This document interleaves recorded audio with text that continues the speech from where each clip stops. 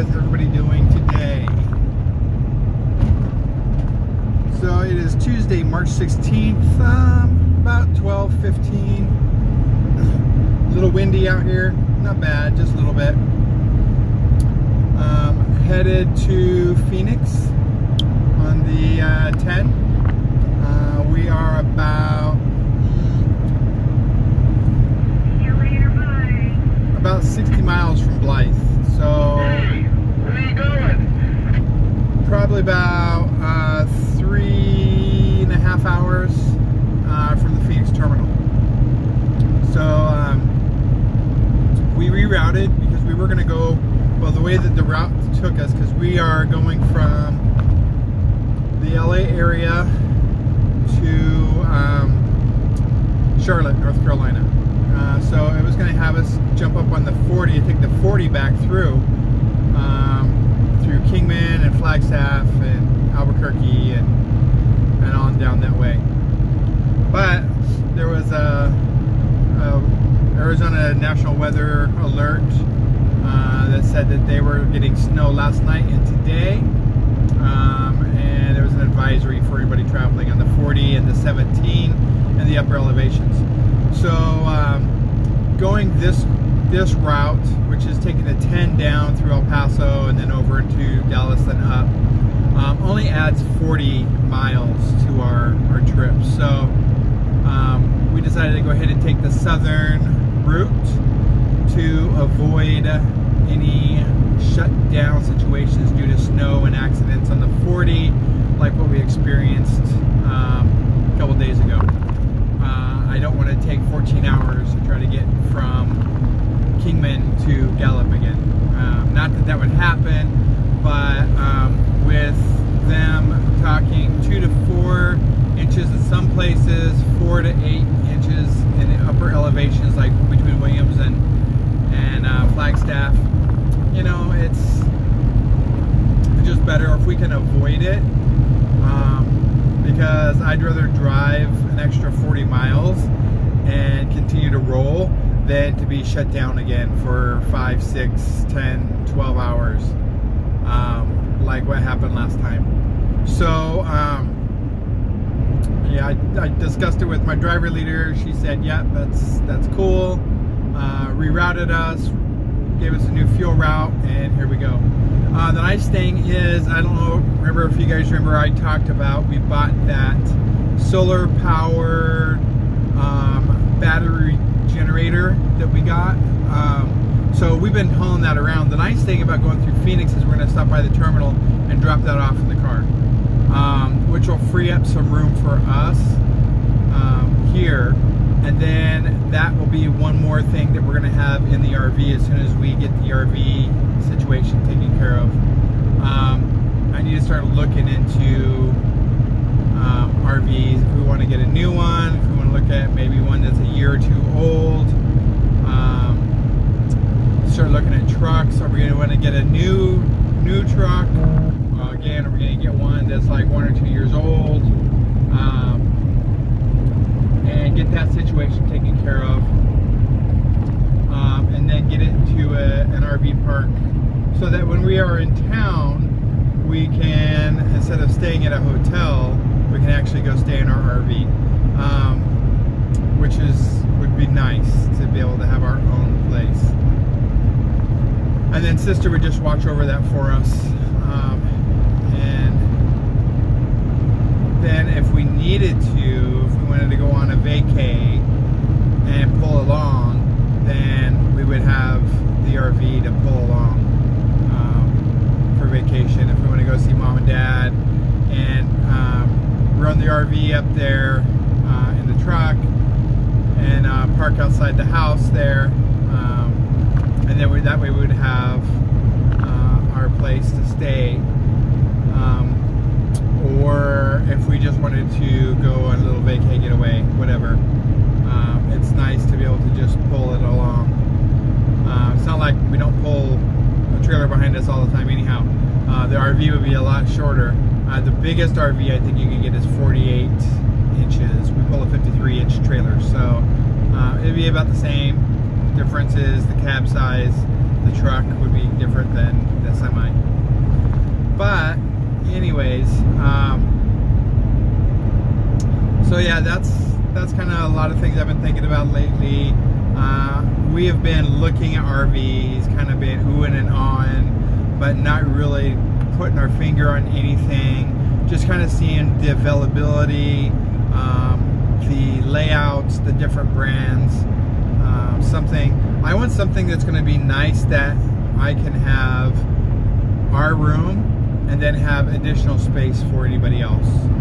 Anybody else that may want to stay there while we're out, or that when we're out, maybe on a vacay, we have room for everybody. But I want it to feel comfortable. I don't want to be cramped. I'm cramped in the truck. We just did our 34-hour reset, and I literally felt like we were trapped in our bunks. And I mean, we were. But like, for both of us to watch TV, we're both in the bottom bunk. It's kind of hard to spread out. I mean, it's a good thing that we're married, because if it was just, some other driver, that kind of would suck. But, since we're together, it's not too bad. Hey, brother. Hey, Virginia. Anyhow, so that's what's up.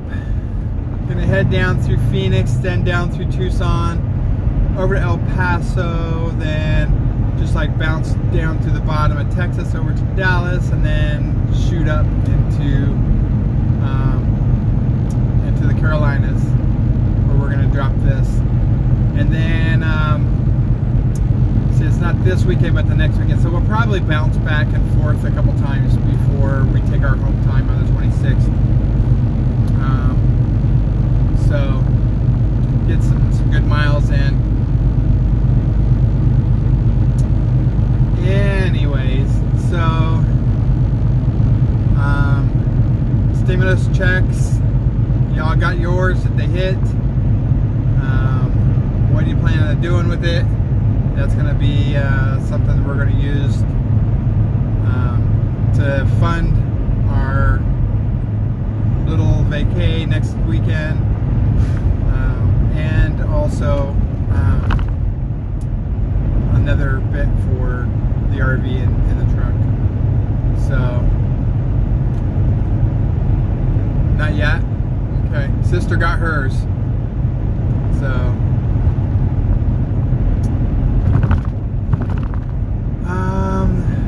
So yeah, that's about it. So I just found out that, so Alex has been talking about Disney in California is free if you go right now, but what I just heard on the radio today is the governor is allowing the theme parks to open April 1st at 15% capacity. I don't know if Disney was like, well, we're not charging you to come in, so you can come in on your own, or what that situation is that he was talking about. I haven't really looked into it.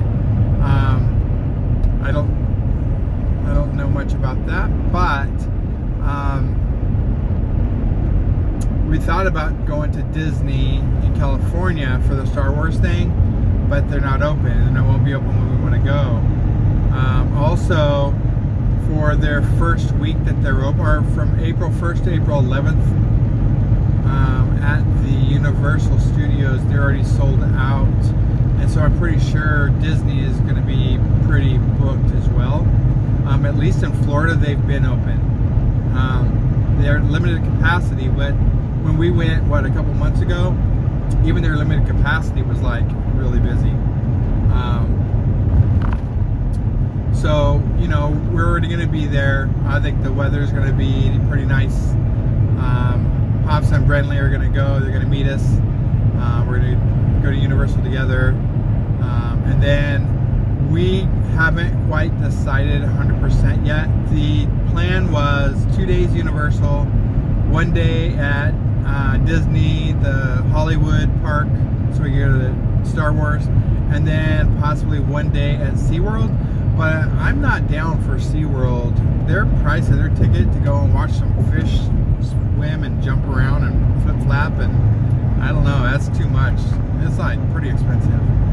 If I'm going to pay some money, I want to be able to go on a bunch of rides, and And I know that there's some rides and stuff there, but I think they more caters towards kids. That's kind of like Disney. That's why I don't want to go spending all this time in Disney, because from what I remember, Disney is very there's some cool rides and stuff. There's some cool things to see, like the Star Wars and stuff like that. But I think that more is geared towards kids, if I remember correctly. It's been eons since I've gone, but still, Universal's kind of the way to go for us, with all the roller coasters and the rides and the Harry Potter stuff. And yeah, I don't mind going and throwing down some money for that. That was so much fun. And it'll be a lot of fun going with other folks that we can all jump on these rides together. And so yeah. Anyways, yeah, right. Don't want to lose the keys. Oh Lord, I remember that it was SeaWorld, wasn't it? Or was it Busch Gardens that I lost the keys? We also talked about Busch Gardens, but Busch Gardens is in Tampa, and we're going to be in Orlando. So,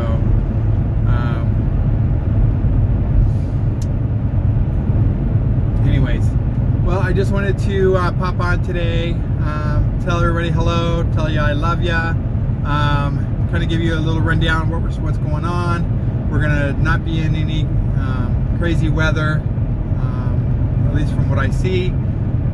It doesn't look like it's going to be a lot of wind. It doesn't look like there's going to be any rain. We're out of the high country, so we shouldn't get any snow, at least until we get more to the East Coast. There might be something in the Carolinas and the hills, I don't know. But I didn't see any kind of warnings or any forecasts for that. Hopefully, knock on wood, hopefully winter is done showing its ass with this last storm that they dumped on Wyoming, Colorado, and those areas, that we can start getting into spring. I know it's going to start getting hot, and you know what? I'd rather deal with the hot, because I can jump out in the hot real quick and unhook a trailer and jump back in here and be cool, than to deal with that snow and have to get out and spend an hour and a half putting chains on for a short ride, to go and then spend another half hour to take chains off. And yeah, so definitely not my cup of tea to drive in the winter. I'll do it because that's what the job calls for. That's how I make my money. But definitely looking for that spring, summer, and fall time. Winter can kiss my butt. I do like the winter, and I think it's beautiful, but in this profession, not too much. Especially because people don't know how to drive. They don't know how to act. They don't know how to, when that road is slushy, or when that temperature is below freezing and you see that road is wet, that road might be wet, that road might be black ice, and y'all be flying by. This is why you have 21 car pileups. This is why we have fatalities on the road. This is why we have backups for 12 hours. It's, you know, it's not a race. Slow your ass down. That's the biggest problem with the winter. I'm not so much concerned about our driving. It's what the other people are doing that concerns me. Because people get into a hurry, and especially these truckers, these owner-operators. Well, I understand you make your money. You don't have a company that's paying you breakdown time and weather time.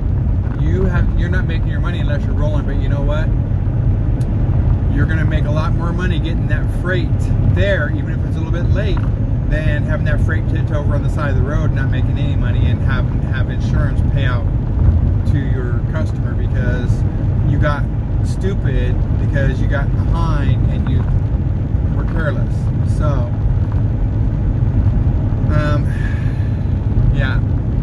Yeah, SeaWorld. Anyways, alright guys, well, I'm going to jump off here.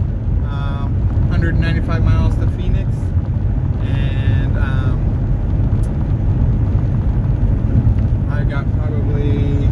I probably got like maybe 7 hours left to drive before Alex changes over. So I'll probably get us into Phoenix, get that stuff stuff out of the truck, get back on the road, and probably get maybe down to past Tucson, almost El Paso, before Alex jumps in to drive. So, but anyhow, we got a couple days to get this load out, so we're gonna have to be on the hustle and short breaks because that's the other thing is like our pickup time was 6 a.m. I woke up at 4 a.m. so I could call and have them find us a trailer. It shouldn't take an hour and a half to get a damn trailer, so that I have to travel down to pick up a trailer so far away. It's ridiculous to have to travel 45 minutes to get a trailer and then an hour back from that trailer. So it's kind of crazy the way that they set that up. So I ended up being almost an hour late for my pickup because it took us so long to get a trailer. We were at a Swift yard. They have empties there. Why couldn't I just go over and pick up one of the empties? It doesn't make sense to me that you have to send me 40 miles away to get an empty trailer and then an hour back to my customer when I was like only 20 miles away from my customer. So I don't know. It's what happens. It's what it do. It's what it do. So, and then we fueled a TA and had to do a skill, and that place is so busy. It just took us 4 hours actually from the time of pickup to actually get on the road. It irritates me. I don't understand how I could go any quicker. We literally, Alex jumps out and helps me get the trailer hooked up. While he's doing the trailer, I'm throwing in the information, the tablets, so we can get started. Yeah, I don't know. Anyways, so I'm just rambling now. Love y'all. Be good. Be careful. Mask up. Wash your hands. Social distance. I love you. I'll talk to you soon. Bye.